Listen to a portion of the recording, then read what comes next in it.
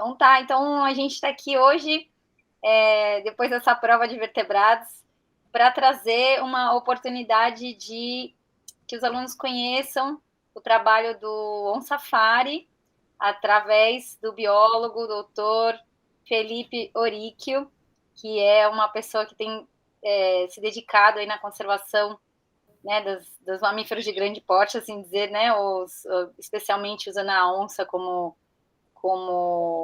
guarda-chuva, né, nesse projetão, representando o OnSafari.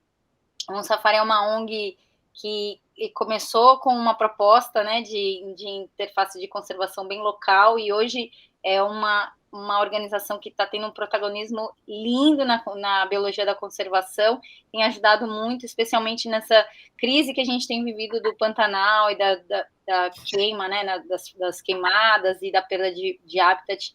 Pantanal e Cerrado tem uma atuação bem grande no centro-oeste do Brasil, mas eu acredito que o Felipe vai trazer para a gente todas as outras perspectivas, né? E a gente está feliz de ter você aqui, Felipe, para você compartilhar com os alunos também a sua jornada como biólogo e como que você saiu desse ambiente acadêmico e está vindo com a mão na massa, com toda a sua bagagem técnica, né? Que eu imagino que você tenha desenvolvido nesses 10 anos, 15 anos fazendo seus estudos aí de pós-graduação, e aplicando isso na ciência da conservação. Então, é um prazer ter você aqui, viu, Felipe? Obrigada. Obrigado, Érica. Obrigado, Clara. Obrigado, Flávio. Olá, pessoal. Eu não vejo vocês, mas espero que vocês me vejam. Primeiro, é um prazer agradecer pelo convite, agradecer a chamada para a gente estar aqui falando de conservação, eu falar um pouquinho do OnSafari, eu poder contar um pouquinho da minha trajetória acadêmica, que não é tão comum, né? Os acadêmicos tendem a terminar um doutorado, entrar num pós-doc e virar docente.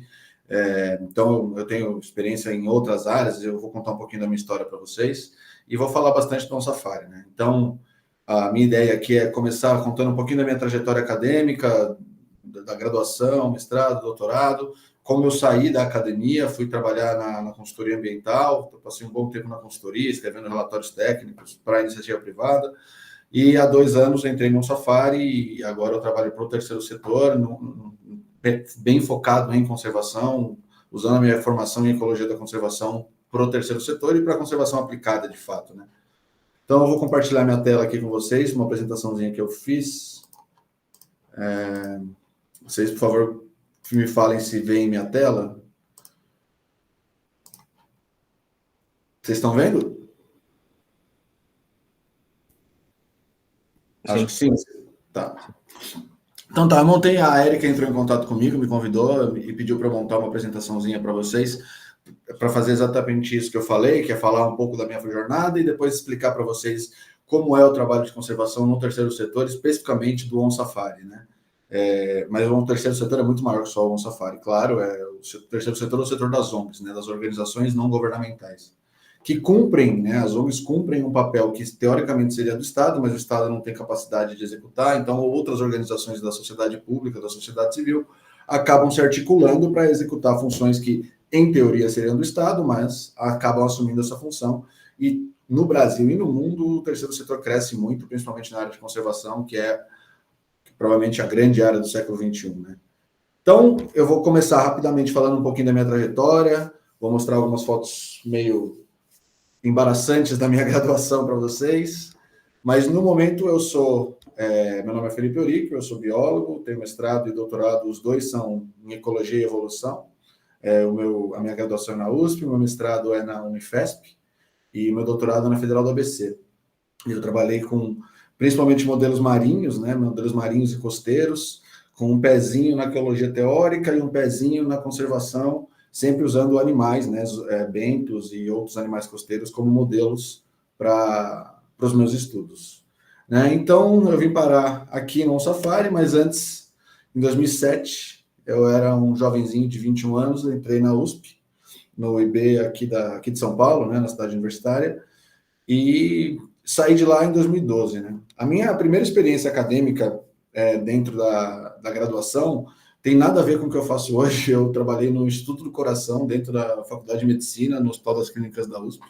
Eu estudava fisiologia renal. A minha iniciação científica foi nisso, meu primeiro artigo publicado foi nisso. Até hoje é meu artigo mais citado, é relativamente frustrante isso. Mas é um artigo bem legal, é uma área que eu gostava muito, eu ainda gosto, eu gosto muito de bioquímica, eu gosto muito de fisiologia, eu acho tudo isso muito interessante. Isso tudo me atraiu muito naquela época. E durante a graduação, eu não só trabalhei com pesquisa, né? Foi quando eu comecei a dar aula, em cursinhos populares, depois eu passei para outros cursinhos não populares. Eu trabalhei como guia ambiental nessas empresas que organizam o estudo do meio para a escola, sabe? Eu trabalhava numa empresa chamada Chão Nosso, que era especialista em organizar estudos do meio para colégios bilíngues. Então, eram os colégios meio bam, assim, que tinham os seus estudos no meio, então eles terceirizavam a organização dessas viagens de campo, e eu era guia, cheguei a coordenador de base e tal. Então, durante a própria graduação, eu já fazia pesquisa no INCOR, eu dava aula em cursinho, eu era guia ambiental de empresas que organizavam estudos do meio, e eu ainda não sei como eu me formei, mas eu acabei conseguindo. Então, foi bem legal fazer isso, porque me deu uma visão ampla do que um biólogo pode fazer, né? Mas eu ainda bem percebi cedo o meu erro de focar tanto em fisiologia, e eu me descobri na ecologia, especialmente na ecologia marinha. No fim da graduação, eu me aproximei do Centro de Biologia Marinha da USP, o CEBIMAR, em São Sebastião, em frente à Ilhabela, e foi lá que eu fiz mestrado e doutorado, usando como base, né? Meu mestrado é de outras instituições, meu doutorado também, mas a minha base de operações era sempre o CEBIMAR, o Centro de Biologia Marinha. É um lugar magnífico, essa foto de cima que vocês veem, esse prédio à direita ali, ó, é a sala dos alunos, são laboratórios de pesquisas, virado para uma praia particular dentro de uma reserva. É bastante desagradável trabalhar num lugar desse. Enfim, foi lá que eu fiz boa parte da minha carreira acadêmica, né? E essa foto embaixo do lado esquerdo é o Yacht Clube da Ilhabela, do outro lado do canal de São Sebastião, que eu fiz muitos experimentos ali. Essa primeira foto aí que aparece eu aqui, não sei se vocês veem meu mouse, mas essa primeira foto do quadrante da direita inferior sou eu instalando um experimento de incrustantes marinhos no começo do meu mestrado. Isso. Os laboratórios do CEBIMAR aqui, onde a gente avaliava essas comunidades e tal. E para puxar a sardinha para os vertebrados, já que a gente está numa disciplina de vertebrados, nessa época eu estudava urocordados, né, que são cordados. Tá? Tem notocorda, não tem vértebra, mas tem notocorda em minha defesa. Então são assídeas, né? Isso são assídeas solitárias e coloniais. É o mais próximo de vertebrados que eu cheguei durante a minha formação acadêmica. Mas eu sempre trabalhei com zoobentos, com animais invertebrados marinhos, e a ecologia e a conservação deles, né? Então, eu fui para a vida acadêmica bem focado em zoologia e ecologia marinha, né? Essa à esquerda é o meu mestrado na Unifesp, né? Qual que é a importância do tamanho dos predadores e da predação sobre recrutas para a organização de uma comunidade incrustante. Isso é bem específico, né? Como o controle top-down influencia a biodiversidade, basicamente. E no doutorado, eu dei uma ampliada, eu falei de mais interações tróficas, aí eu pisei mais na ecologia da conservação, né? Então, eu entrei na academia com uma visão super teórica da ciência, eu queria modelar um monte de coisa, eu queria resolver a teoria ecológica, eu queria entender a biologia dos bichos, e saí da academia falando, gente, conservação é o caminho, ecologia aplicada é o caminho. É uma trajetória que eu experimentei ao longo de 6 anos de pós-graduação, né? 2 de mestrado, 4 de doutorado. Eu entrei um nerd acadêmico teórico, que tem todo o valor, eu ainda acho fascinante, eu ainda leio muito artigo de ecologia teórica, eu gosto muito. Mas eu saí da academia falando, teoria não é tudo, a gente precisa tirar esse conhecimento técnico da academia e aplicar ele para a sociedade, seja dentro da própria academia, seja dentro do poder público, seja no terceiro setor, a gente tem que dar um jeito de tirar o conhecimento técnico criado dentro da academia. E aí tem várias discussões, eu acho, que são valiosas, né? Eu acho que tem vários responsáveis disso. Eu acho que a academia tem uma parcela de responsabilidade, eu acho que o poder público tem outra, eu acho que o terceiro setor tem outra, eu acho que a própria sociedade está estruturada de uma forma que essa ponte entre a criação do conhecimento técnico dentro da ciência, na academia, e a aplicação dele no mundo real para a conservação, para outras áreas da biologia e de outras áreas também das ciências naturais, essa ponte não é fácil de ser criada, por várias razões, né? Você tem um modelo de avaliação acadêmica, por exemplo. A CAPES avalia os programas de pós-graduação baseado em parâmetros super acadêmicos, né? Então, um dos principais critérios de avaliação da CAPES de um programa de pós é o tempo médio de formação de um aluno de mestrado e doutorado. 24 meses para mestrado, 48 para doutorado. É por isso que os professores de pós ficam loucos, e com razão, quando um aluno chega e fala, professor, preciso de prorrogação do prazo aqui de 3 meses para terminar meu trabalho. Porque isso reflete na nota que a CAPES vai dar no programa. Então, esse método de avaliação faz com que pesquisas sejam precocemente terminadas, assim. E aí prende os alunos e prende a pesquisa a cumprir esse prazo acima da qualidade do trabalho. Por exemplo, esse é um dos exemplos. Há uma série de burocracias dentro da academia que impede que a academia mesmo saia dela mesma, né? A extensão não é algo muito bem estimulado dentro da academia. Eu vejo uma mudança recente nisso. Eu acho que há uma preocupação clara dos novos acadêmicos de tirar o conhecimento da academia. Mas eu só estou citando isso para falar de mecanismos que são inerentes a esse sistema que atrapalham a criação dessa ponte, né? E aí eu acho que o terceiro setor, eu acho que as ONGs tem um papel fundamental nisso, né? Porque ela absorve profissionais que têm uma formação técnica boa e os põe para trabalhar em botar a mão na massa e mexer no poder público e entrar em decisões, em políticas públicas para alterar a sociedade, de fato, né? Então, eu sei que eu me estendi aqui, mas essas são angústias que atravessam esse debate todo, né? De como é essa transição, como é sair da academia e chegar ao terceiro setor, ou à sociedade, de fato, não só ao terceiro setor, né? Claro. Então, quando eu terminei o doutorado, eu estava meio de saco cheio da academia, para falar a verdade. Quando você faz mestrado e doutorado, psicologicamente é custoso. Acho que quem está na pós sabe, né? Há muitos relatos de alunos de mestrado e doutorado de o quão emocionalmente custoso o quão... Assim, tá cheio de casos de gente que tem crise de ansiedade. Eu comecei a fazer terapia no meio do doutorado.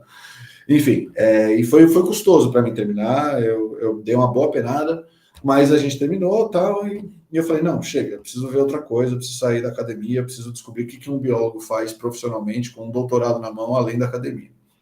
E aí eu entrei na Consult, 2 meses depois que eu terminei o doutorado. Eu defendi o doutorado em maio de 2019, em julho, agosto de 2019, eu estava mudando para Santos, Guarujá, para trabalhar na eConsult, que é uma empresa de consultoria ambiental, que é contratada por empreiteiras que precisam de licenciamento ambiental, que precisam de acompanhamento de impacto ambiental, que precisam escrever estudos de impacto ambiental e relatórios de impacto ambiental, aí a RIMAS, né? E eu entrei lá, fiquei 3 anos lá, eu entrei como analista ambiental, eu saí de lá como coordenador da equipe técnica, né? Então eu tinha uma equipe embaixo de mim, e eu coordenava quais trabalhos vão ser feitos, quais equipes iam para campo, quais dados vão ser coletados, como iam ser os trabalhos de EIA-RIMA, articulava com as empreiteiras, os contratos, enfim, é um trabalho bem de gestão. Eu estava começando a deixar de ser biólogo nessa fase, nunca deixei de ser biólogo, tá? Mas eu estava entrando numa área de gestão mais, eu revia contrato, sabe,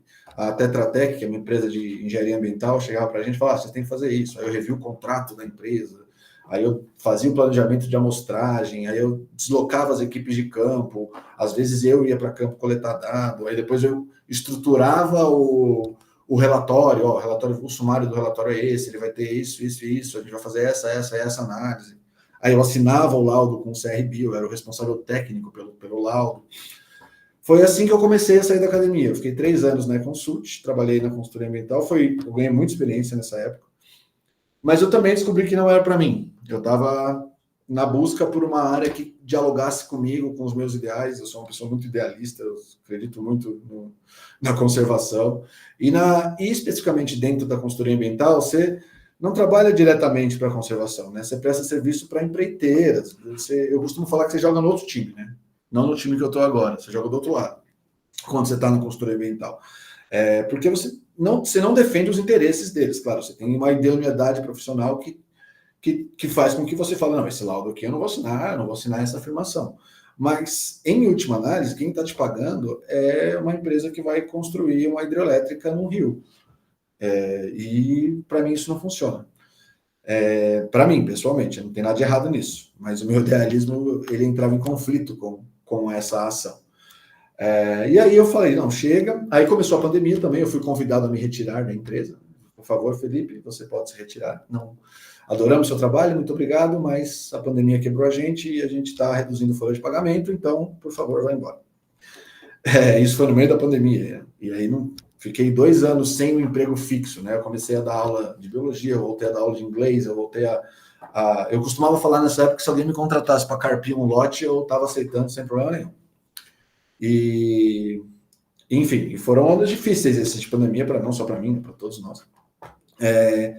E aí eu fiquei vagando, foi quando eu comecei a procurar outras áreas de formação. Eu fiz um MBA da USP em Ciência de Dados. Eu sempre gostei muito de estatística, né? É uma característica dos ecólogos, eles gostam de estatística, é impressionante. Aí eu falei, não, eu já tenho uma boa base aqui de ciência de dados, vou me aprofundar nisso. Eu fiz um MBA em ciência de dados e comecei a procurar emprego nessa área de ciência de dados e tal. Aí um dia eu estou vagando pelo LinkedIn e eu acho o OnSafari. Abri uma vaga para analista de projetos, eu li a descrição da vaga, né, dos requisitos, eu falei, gente, sou eu, tem meu nome essa vaga. E eu já conhecia algumas pessoas que trabalhavam no OnSafari. O OnSafari tem algumas pessoas que fizeram uma faculdade comigo na biologia da USP. O João mesmo, que é o diretor de operações, é meu chefe, eu jogava bola com ele no time de futebol de campo. Ele é meu veterano lá na USP. Então eu conheci a gente aqui, eu entrei em contato com esse pessoal, falei, como é que é essa vaga, como é que é o OnSafari? Mandei meu currículo, entrei no processo seletivo e entrei no Safari em abril do ano passado. Estou com 1 ano e meio de casa já, indo para 2, e eu adoro aqui. A gente vai falar mais do OnSafari, mas eu cheguei no terceiro setor. E as coisas começaram a fazer sentido para mim. Eu comecei a jogar no time que eu queria jogar, eu comecei a lutar as batalhas que eu queria lutar, e eu comecei a ver impacto. Eu comecei a ver um impacto que eu não via em nenhuma outra área que eu atuei, nem na academia, nem na iniciativa privada, né, nas consultorias ambientais. E hoje eu me impressiono com a escala do impacto que o meu e o nosso trabalho aqui no OnSafari tem atingido. Eu não imaginei que era possível quando eu estava na academia, porque eu via os resultados do meu trabalho serem positivos para a sociedade, mas eu via eles super restritos a uma escala super local. E eu via pouco poder de multiplicação neles. Quando eu entrei no OnSafari e comecei a articular com outras organizações e vi a capacidade que a gente tem de organizar a sociedade, de estimular a sociedade a pensar sobre pautas, de influenciar o poder público sobre pautas relevantes da conservação e transformar técnica, conhecimento em política pública, em mudar a legislação para alterar o status de conservação de um bioma.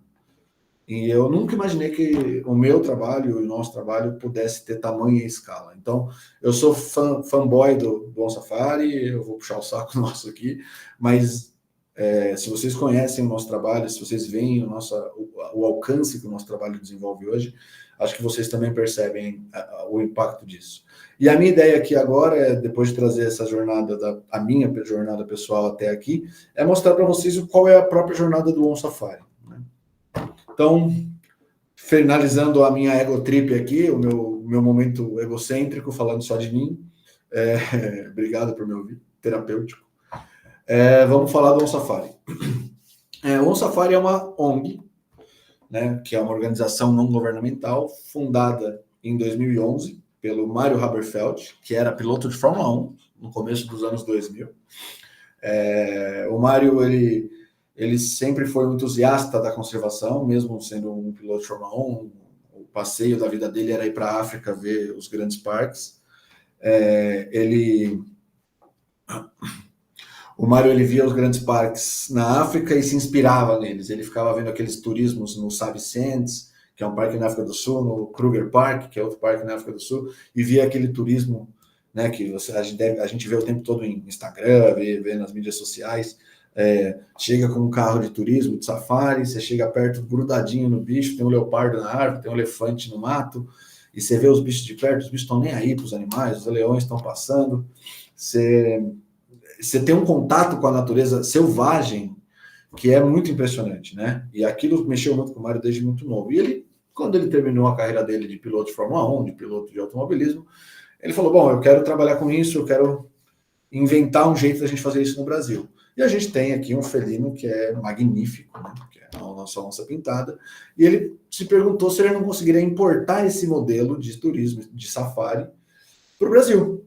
Vamos ver se dá para fazer com onça isso, né? E aí existe uma técnica chamada habituação, que nada mais é do que você vê um bicho selvagem, você acha a onça, você chega com o carro perto dela, você enche o saco dela, e fica lá com o carro parado por 4 horas, desliga o carro e vai embora. Você faz isso por alguns anos, o bicho entende que o carro não é uma ameaça. E ele deixa de se sentir ameaçado pelo carro e ele deixa de se aproximar. Se isso acontece por algumas gerações, as mães ensinam seus filhotes que o carro não é uma ameaça. Então você tem um grupo de onças, uma população de onças que estão habituados a carro. Isso acontece dentro de uma reserva fechada, não fechada de fronteiras, mas uma reserva onde há uma gestão ambiental profunda, para que você não habitue animais que estão distantes desse ambiente a se aproximar de humanos, né? Que pode ser perigoso tanto para o animal quanto para o humano. Mas no ambiente de uma reserva ambiental, não com fronteiras, tá? A Caimã, por exemplo, que é onde acontece tudo isso, não tem cerca, não tem nada. Os bichos entram e saem quando querem. Você consegue grudar um carro de passeio perto de uma onça pintada a 5, 6 metros, e o bicho está nem aí para você, e você vê o bicho na natureza fazendo o que ele faria se você não estivesse ali. E é tocante. Eu vi isso de perto e muda a perspectiva de muita coisa. Então, o safari tem como um propósito proteger a natureza e os animais em que vivemos, os animais e vivemos em harmonia, né? Então, é um conceito de coexistência, né? A visão do safari é um dia, em breve, se Deus quiser, ser uma referência global em conservação ambiental no Brasil, né? Eu acho que a gente está indo bem nessa direção, acho que o safari está ganhando um protagonismo em conservação grande no Brasil, a gente tem tido resultados bem legais e a escala do nosso trabalho está ampliando cada vez mais. E a nossa missão é conservar a biodiversidade brasileira por meio da proteção de áreas naturais e do apoio ao desenvolvimento socioeconômico das comunidades locais. E aqui entra um conceito super moderno de conservação, né? Por muito tempo, conservação se chamava preservação, né? Aí teve a Eco 92 no Rio de Janeiro, que é um marco, que é quando é fundado o conceito de conservação, né? Conservação não é preservação. Preservação é fechar, cercar, isolar e falar, ninguém mexe, já era, esquece. Conservação é um conceito que inclui o humano na natureza, um conceito muito menos arrogante, porque põe o humano como parte da natureza, não como se ele estivesse fora dela, né? E, claro, não há conservação sem as populações, não há conservação sem o homem dentro desses ambientes. Isolar ambientes e deixar que eles existam sem a presença do homem denota um certo egoísmo, antropocentrismo humano, né? Porque nos isola da natureza, nos vê como parte distante da natureza e nós somos uma entidade e a natureza é outra.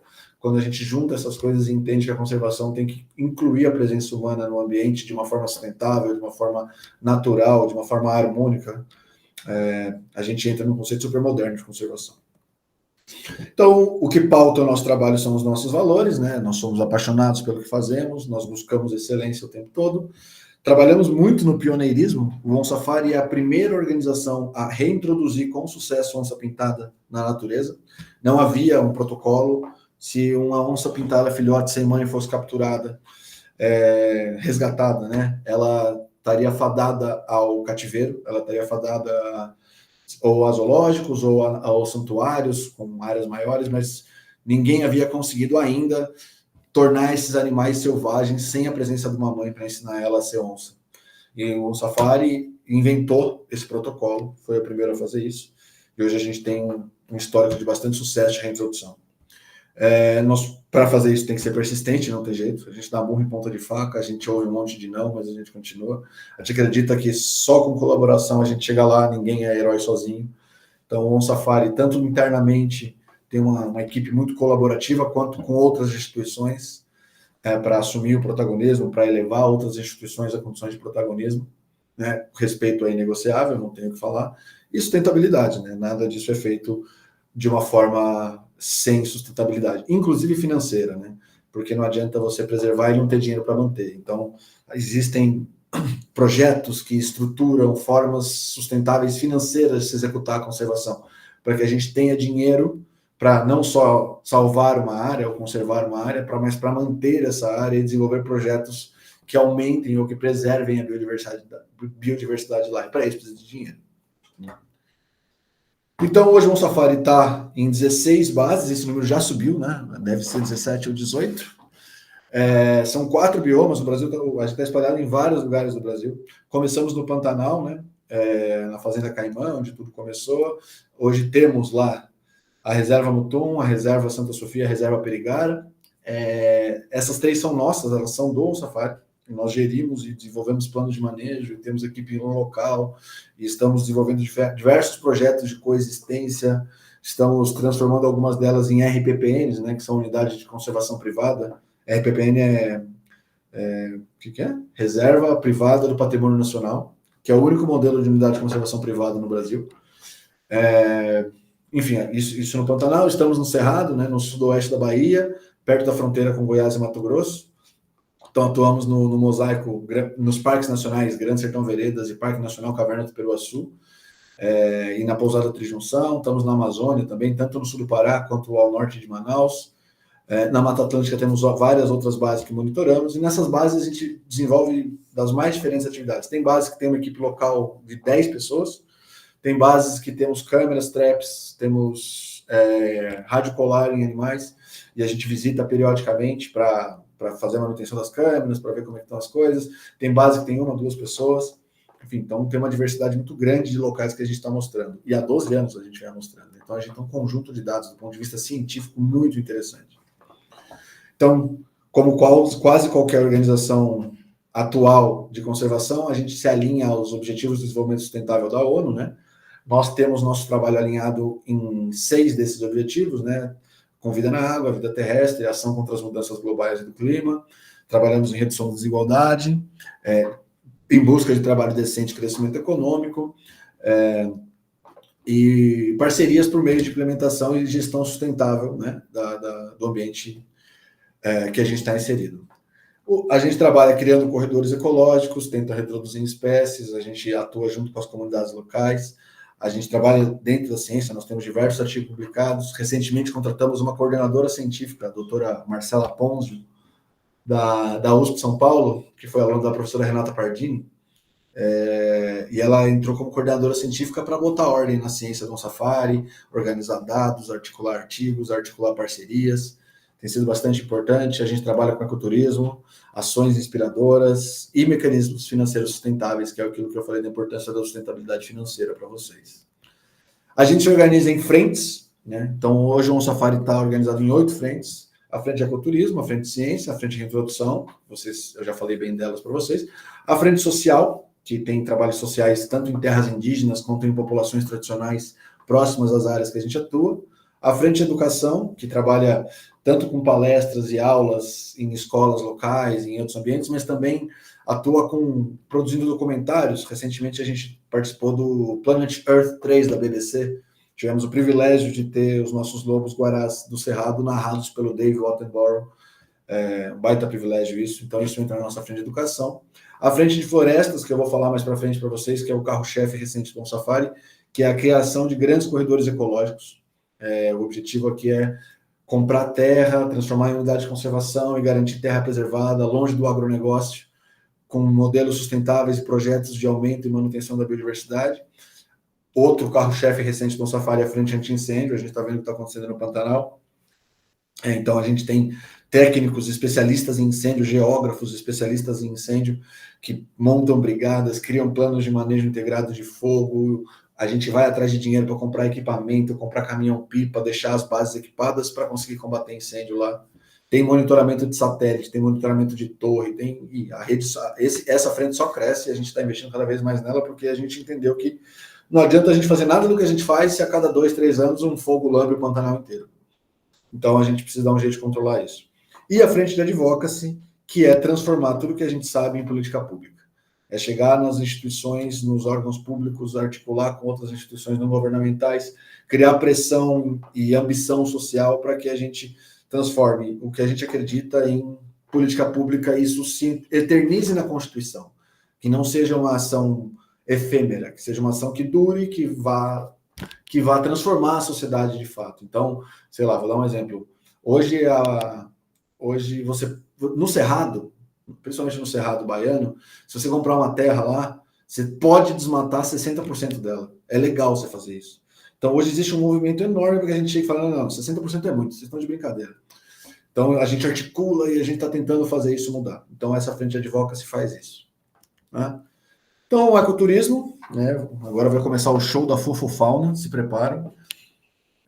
O ecoturismo, ele, por meio da habituação dos animais, que se acostuma à presença do veículo, permite que a gente tenha filmagens como essa, de um animal colerado, né, que a gente sabe onde ele está, esse colar tem GPS e VHF, a gente acha ele tanto por uma anteninha, mas ele também pinga um sinal de GPS para a gente conseguir mapear isso no espaço, fazer uma abordagem de paisagens, por exemplo, para ver como esse animal usa o espaço, se ele anda na plantação, se ele anda só no remanescente de mata, como esse animal se desloca no espaço.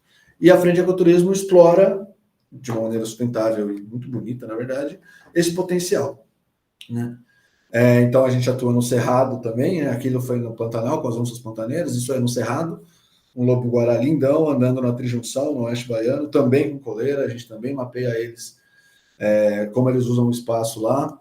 Uma curiosidade rápida, onças, elas evitam ao máximo áreas antrópicas, né? A onça não gosta de andar em plantação de jeito nenhum. Já lobo-guará não liga nem um pouco. O lobo-guará adora um campo de soja, ele vive lá, é um lugar que ele gosta para fazer toca. Enfim, são informações que a gente não teria se a gente não tivesse o rádio colar desses bichos, um mapeamento do deslocamento deles, uma abordagem de ecologia de paisagem em cima para ver o uso e ocupação do espaço. Então a gente está levantando informações sobre a história de vida desses animais, bem zoologia mesmo, bem naturalismo mesmo, com técnicas de ecologia de paisagem, né? Com técnicas modernas de monitoramento de fauna. Eu como cientista, babo nisso, acho sensacional. Temos aqui na Mata Atlântica também uma experiência de imersão na Mata Atlântica, que é no Legado das Águas. Então tem caiaque noturno, trilha, avistamento de aves, birdwatching, é uma imersão de Mata Atlântica, super interessante, aqui no sul do estado de São Paulo, na bordinha ali dos parques, ali no Intervales, aqueles 3 parques, é o Carlos Botelho, o Intervales e o Petar, os 3 parques do sul do estado de São Paulo. No norte deles, no comecinho daquela borda da Serra da Mantiqueira. Bom, na frente de ciência, como eu falei, junto na frente de ecoturismo, a gente monitora os animais por rádio colar, por arma de alinhamento fotográfico, e aí a gente tem informações do deslocamento dos animais, do comportamento deles. Então a gente pode trabalhar com etologia, né, ciência do comportamento animal. Então a gente pode escrever artigos sobre esses animais predam à noite, de dia, comportamento, essas espécies são crípticas, essas não são.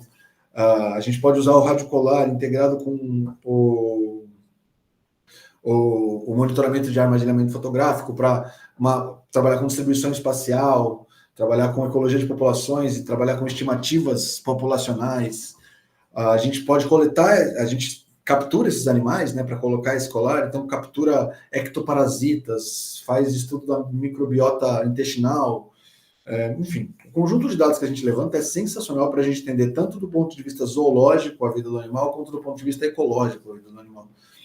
Então a Frente de Ciência se preocupa com isso. Então a gente pode filmar coisas assim, por exemplo, como essa sussuarana predando essa cutia, coitada. A cutia não, uma paquinha, né? Enfim, é uma filmagem, vou até botar de novo, porque essa filmagem é muito boa, né? Ó, mais uma vez para vocês verem. Sussuarana preparando o bote ali. Enfim, é uma visualização super rara, né? Uma imagem raríssima de um comportamento que depende de muita sorte, mas depende de muito esforço amostral também. Né? Atualmente o OnSafari tem mais de 300 câmeras dessas AFs, né? A gente chama de AF, armazenamento fotográfico. A gente tem mais de 300 AFs pelo Brasil, né? O ano inteiro. Então a gente tem um volume de informações sobre esse tipo de comportamento absurdo, mas a probabilidade de capturar isso é mínima, né? Então você precisa de um esforço enorme para isso. A frente de reintrodução, esse é o Oliver, eu tive o prazer de ver ele tanto no cativeiro, quando ele estava se preparando para ser reintroduzido, quanto já solto na natureza. É um animal que a gente pegou filhotinho, uma suarana, que a gente ensinou ela a ser onça, basicamente, e ela virou onça.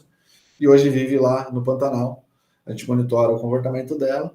Onça parda é diferente de onça pintada. A onça pintada é um animal mais territorial, ele se desloca menos, ele escolhe uma área para viver e vive nessa área. Onça parda, ele faz um negócio que a gente chama de estilingada. Tipo, pinga um ponto de GPS no lugar, o próximo ponto está 100 km para norte. Assim, a gente chama isso de estilingada. É um bicho que ele vive menos numa área fixa, ele se desloca mais numa área maior, ficando menos tempo. Né? Então não é um bicho assim tão fácil de acompanhar quanto é uma onça. A onça, você sabe a área de vida, principalmente fêmea, você sabe a área de vida dela, ela vai viver a vida inteira dela ali. A não ser que aconteça alguma coisa, que invada um outro macho predatório, uma competição por outra fêmea, ela vai passar boa parte da vida dela numa área fixa. As onças pardas não, as onças pardas são, mesmo essas fêmeas, elas estilingam muito, elas ocupam uma área muito grande, sem uma residência muito fixa. E a reintrodução faz isso, a gente reintroduz lobo-guará, onça parda, onça pintada, e é um processo extremamente complexo. Esse é o Xamã, ele está lá na Amazônia agora, já está com colar, mesmo dentro do recinto, porque a gente está planejando a soltura dele em breve. Ele está prontinho para ser solto, está arisco, né? O bicho está super arisco, ele não tolera a presença humana, que é um excelente sinal, né? Porque se o animal está muito tolerável com a presença humana, é um sinal que está havendo um processo de domesticação e ele não está apto a ser solto. Ele provavelmente vai procurar outras populações humanas, vai se pôr em risco, vai pôr outras pessoas em risco. Então, o processo de reintrodução, a transformar um animal em um animal selvagem, também quer dizer fazer ele dar uma penada dentro do recinto, né? Aprender a caçar, aprender a evitar o humano, ser desconfiado. E o Xamã tá tudo isso, ele tá pronto para ser solto. É um macho lindo de morrer, eu nunca vi ele pessoalmente, ele tá na Amazônia. Ele é muito bonito, assim. A onça pintada já é bonita, mas ele, eu não sei, ele tem um negócio, cara. Ele tem uma cara, assim, é diferente.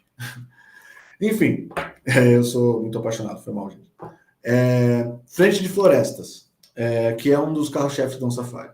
A gente mapeia áreas conservadas, preservadas, articula com dinheiro internacional e nacional, chama a gente, fala, a gente está querendo comprar isso aqui, essa área de 30 mil hectares aqui, porque ela é importante, porque tem a expansão do agronegócio está chegando aqui, essa área está sob risco, vamos comprar, e a gente vai transformar uma unidade de conservação, vai criar um plano de manejo, e vamos garantir que esse lugar esteja perenemente preservado. É isso que a Frente de Florestas tenta fazer, na parte de criação de corredores ecológicos, principalmente. Então, no momento, nós estamos com essas propriedades, essas são as do OnSafari. A reserva OnSafari 1 na Amazônia foi a primeira que a gente comprou, ela é pequenininha, tem 250 hectares. Vou mostrar um mapa dela agora para vocês. A Santa Sofia, no Pantanal Sul, é nossa também, ela tem 35 mil hectares, a gente está com projetos bem legais lá. A outra fazenda também no Pantanal, mas agora no Pantanal Norte, que é onde tem a maior população de arara azul do mundo, a São Francisco do Perigara, 25 mil hectares. E no final do ano passado, no começo desse ano, a gente comprou a Mutum, que é na região do Alagados Taquari, de 6 mil hectares. Eu sou atualmente o coordenador dessa base, à distância, né? O ideal seria que eu estivesse lá presente, mas eu, como gerente de projetos aqui, eu meio que seguro 2 pratos simultâneos aqui, que é a coordenação da base e a gerência de projetos. A gente está procurando profissionais para serem coordenador lá, em território e tal. É difícil fazer a coordenação de um território à distância, acredite em mim, eu sei.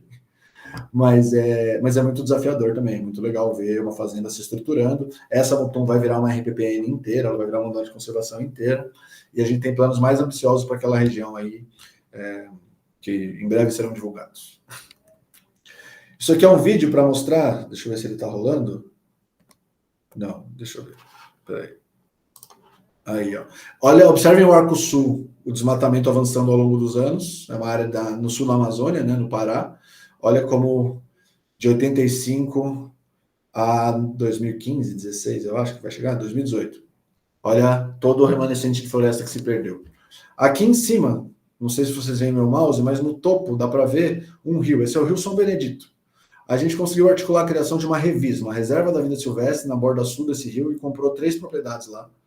Na verdade, por enquanto, só uma, que é o OnSafari 1, a gente está articulando a compra de outras 2, e desenvolver uma unidade de conservação aqui para barrar esse aumento. A gente tem um projeto aqui chamado Escudo Sul Amazônico, que é isso aqui, esse aqui é o Escudo Sul Amazônico, esse é o contexto que ele está. Aqui no sul, ó, Mato Grosso, é aquela expansão que eu mostrei para vocês. Aqui é um conjunto gigantesco de unidades de conservação, que envolvem terrenos da Força Aérea Brasileira, terras indígenas gigantescas, e a porta de entrada do agronegócio, né, o arco do desmatamento já estava aqui, então a gente desenvolveu esse projeto de Escudo Sul Amazônico, desenvolveu a Revis, né, Reserva de Vida Silvestre, a unidade de conservação na borda sul do Rio São Benedito, para ver se barra esses caras e não deixa eles entrarem nesse mosaico enorme de áreas conservadas. Outro corredor que a gente atuou do Pantanal Sul, a Fazenda Santa Sofia, que nos pertence, está aqui. Tudo isso aqui é uma articulação de governança chamada Articulação 5P, Aliança 5P, que são ou propriedades privadas ou unidades de conservação que têm vocação de conservação. Então, elas têm um conjunto de gestão unitário, elas têm planos de manejo integrados, elas têm estratégia de conservação, elas respeitam as porcentagens de reserva legal. é um modelo de articulação para o corredor ecológico, isso tem 430 mil hectares, é um dos maiores corredores privados do planeta. Outro corredor que a gente atua no Pantanal Norte, onde está a Perigara, onde está a população de Ararazu, que eu falei para vocês, tem 270 mil todo esse bloco, aí em cima em verde, essa aqui é a Perigara em rosa, e em cima dela em verde é o Sesc Pantanal, que é a maior RPPN do Brasil, a maior reserva privada do Patrimônio Nacional do Brasil. E aqui a gente está trabalhando para grudar a Mutum, que é essa fazenda aqui, não sei se vocês veem uma massa vermelha no sul, com a Perigara, que está bem no norte ali. A gente quer criar um corredorzão de 1.000 hectares aqui nessa parte do Pantanal Norte, com outras instituições. Tem parques nacionais e tem outras organizações com a gente. Na frente social, a gente atua com as escolas, atua com as populações indígenas, atua junto com a sociedade local, a gente absorve muita mão de obra, né, de onde são nossas fazendas. Tem muito pantaneiro trabalhando com a gente lá, a gente dá formação técnica para eles, a gente trabalha com conscientização ambiental, e a gente tem um projeto muito forte na Perigara, onde estão as araras lá no Pantanal Norte, porque do lado da Perigara tem uma terra indígena Bororo, da etnia Boé Bororo, que chama Terra Indígena Perigara, e a gente tem articulação de treinamento para a brigada de incêndio, fornecimento de material para isso, a gente tenta fortalecer as instituições deles, tenta comprar artesanato deles para ajudar eles a escoar a produção, empoderar eles para que eles desenvolvam essas atividades de uma forma menor. Nós temos consultores, tem pessoas dentro do Safari que são sociólogos, especialistas em populações indígenas que desenvolvem esse projeto. Então é muito legal de ver, é bem ambicioso, é muito legal. Na educação, a gente tenta conscientizar sobre a importância da preservação da biodiversidade, por palestra, por atividade de campo e por produção de documentários, né? Como eu falei anteriormente. Na frente anti-incêndio, eu acho que tem sido foco grande recentemente, vocês têm visto. A gente teve um impacto muito grande. Atualmente, a gente está com uma campanha chamada Recupera Pantanal, que é para arrecadar fundos. Por exemplo, o nosso centro de reintrodução da Caimã, que é onde a gente tenta reintroduzir animais, né, para onde eles ficam enquanto eles estão sendo treinados para serem selvagens novamente, pegou fogo inteiro, a gente tem que reconstruir do zero. Fazendas nossas queimaram 90% da sua área. Então, sei lá na Perigara, a gente tem que plantar árvore para as araras azuis voltarem. Enfim, é um esforço enorme e a gente tem tomado muito a nossa atenção. A gente já está saindo agora da gestão de crise. A gente passou 2-3 meses em gestão de crise por causa disso. Agora que a gente está pondo a cabeça fora d'água e imaginando os impactos que a gente sofreu e tentando ganhar dinheiro, ganhar fôlego para recuperar o que a gente perdeu, né? A gente não perdeu pouco. E o Advocacy, que é aquela frente que eu falei que eu acho super importante, que é transformar o conhecimento técnico em política pública, né? É articular com outras instituições da sociedade civil e com o poder público a transformação social de fato. Era isso, esse é o On Safari. Ele começou como uma brincadeira não, mas ele começou como um ecoturismo de onça no Pantanal, num lugar. Hoje ele está em 16, 17 bases no Brasil inteiro, trabalhando com poder público, trabalhando com incêndio, trabalhando com criação de corredores ecológicos de milhões de hectares. Para mim é um prazer gigante e um privilégio fazer parte de uma instituição como essa. São acessos às nossas mídias sociais, aos nossos parceiros, essas são as formas de doação e de acompanhar o Safari. Essas são as nossas mídias sociais. Eu queria agradecer a todos pela paciência por me ouvir. Eu falo mais que vendedor de enciclopédia, eu sei, mas é um prazer falar com a graduação de novo. Eu dei aula na graduação durante meu doutorado, eu adorava fazer isso. É um prazer falar com vocês. E Inverte, que embora eu nunca tenha trabalhado, é algo que eu sempre gostei muito. Obrigado a todos.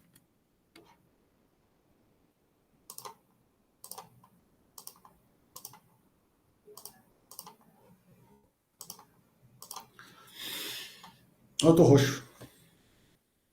Alô?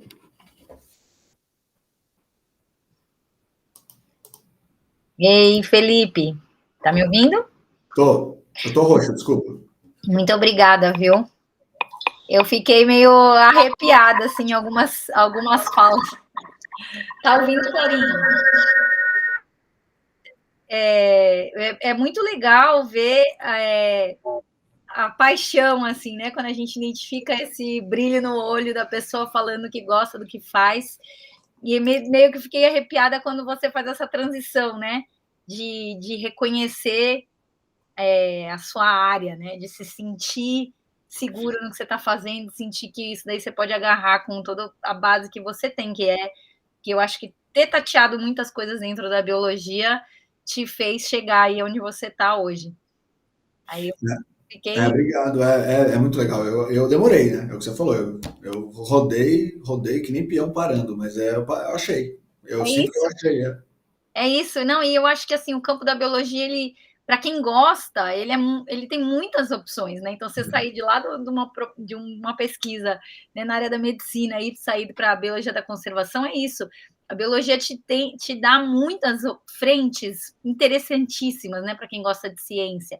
Então, às vezes, você fica assim, com muita informação e você não sabe para onde você vai. Até dentro da zoologia, como que você vai definir qual grupo animal que você gosta mais, né? Se é aves, se é morcegos, os dois bichos, sabe? Tudo muito legal, muito interessante.